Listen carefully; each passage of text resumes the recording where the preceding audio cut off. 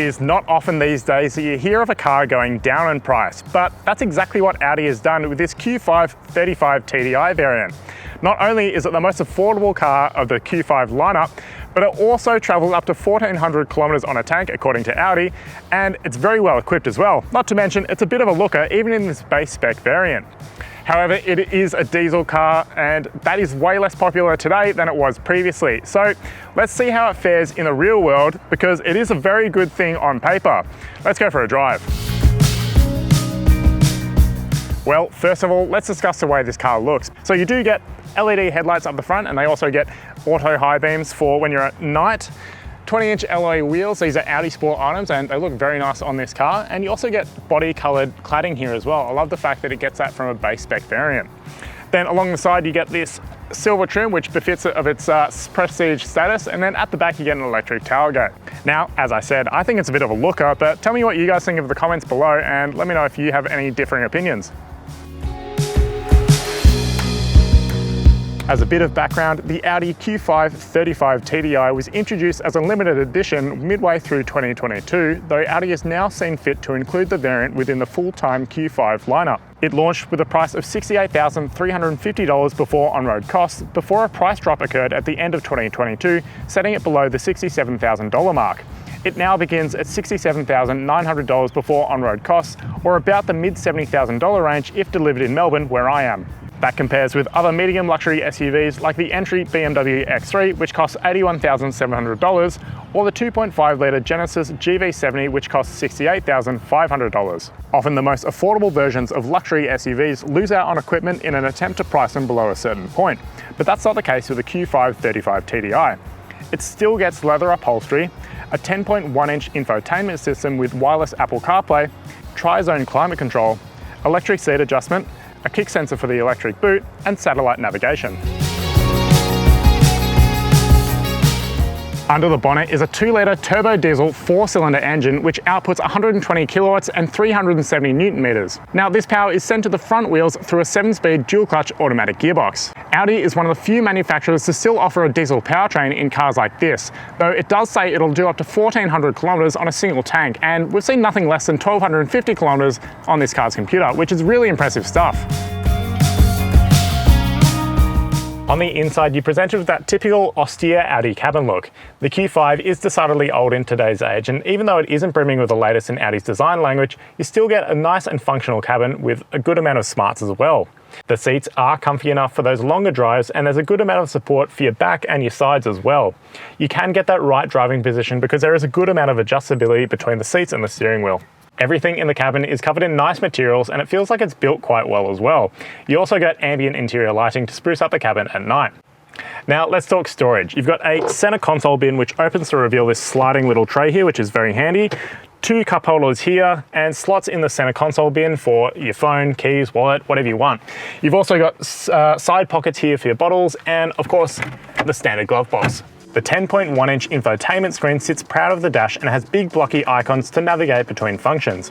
Functions include things like satellite navigation, digital radio, and phone connectivity. It's a breeze to swap between different functions, and you've got a handy shortcut bar on the side of the screen.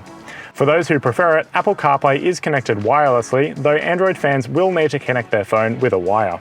Instead of the full-screen digital instrument cluster more expensive variants in the Q5 lineup get, this car makes do with a 7-inch unit between physical dials. I'm happy with the amount of functionality and information presented here, though old-school dials still look really cool. I've just jumped into the second row behind my own driving position here, and as you can see, there's actually not a whole lot of room for my legs to move. It is a little bit cramped. However, there is good headroom, and there's enough space for my feet to move about as well. In terms of amenity, you've got air controls on the back of the center console here, and charge ports thanks to 2 USB outlets and a 12-volt port. You also get map pockets for storage, and you get a fold-down center armrest which pops open to reveal a set of cup holders as well. And you also get ISOFIX mounts on the outboard seats. Now that we're at the boot, I want to mention this tailgate height, which even for my 194cm frame is quite high. I can come in underneath it and not hit my head, which is exactly what we want. You get 520 litres in this boot here, and it expands to 1520 if you knock this second row of seating down with these latches on the side. You also get cargo nets for storing your odds and ends, and underneath the boot floor you get a space saver spare wheel.